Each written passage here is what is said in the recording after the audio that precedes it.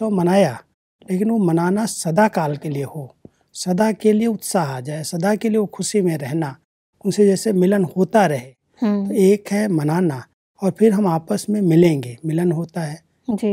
आत्मा परमात्मा के साथ मिलती है, आत्माएं आत्माओं के साथ मिलन मना रही हैं, क्योंकि परमात्मा से मिलने के लिए बच्चे आए हुए हैं। तो परमात्मा उसके आध्यात्मिक रहस्य को बता रहे हैं कि मना भी लिया, मिल भी लिया, अभी एक दूसरे के साथ कुछ लेन देन भी हो जाएगी और साथ साथ खेल पाल भी करेंगे, खुशियाँ मनाएंगे। तो परमात्मा हम सबको इसके आध्यात्मिक रहस्य बता रहे हैं, क्योंकि एक दिन की मिठाई खाई और खिलाई। जी। जब भी त्योहार आते हैं तो आपस में मिलते हैं, नए नए वस्त्र पहनते हैं, खुशियाँ मनाते हैं, एक दूसरे के मुंह में मिठाई खिलाते हैं। जी। तो परमात्मा कहता है एक दिन उत्सव मना लिया, पूरा हो गया। हाँ जी। लेकिन आपके लिए उत्सव मनाना माना सदा काल के लिए उत्साह में रहना, जी। और सदा काल के लिए मिठाई खाना माना मीठे बोल बोलना। कोई हम स्थूल में मिठाई सदा काल के नहीं खा रहे हैं, खिला रहे हैं, लेकिन मीठे बोल की मिठाई तो हम खिला सकते हैं। बिल्कुल। तो परमात्मा कहता है ऐसे उत्साह भरा त्योहार आपके लिए सदा के लिए हो,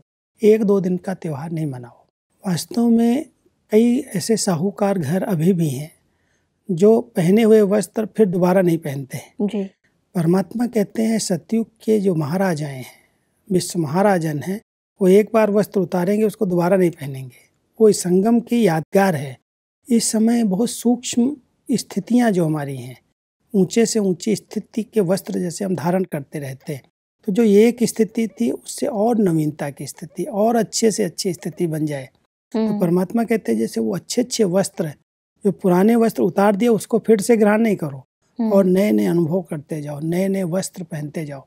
तो नया श्रृंगार रोज नए नए ढंग से बाबा मुरलियों के द्वारा हमारा श्रृंगार कर रहा है। जी। ज्ञान से, गुणों से, शक्तियों से रोज श्रृंगार हो रहा है। जी। तो नया श्रृंगार करो, नए वस्त्र पहनो और रोज मुख की मीठे बोल की मिठाई एक दूसरे को खिलाओ। तो आपके लिए रोज नया वर्ष है, रोज नया उत्सव है।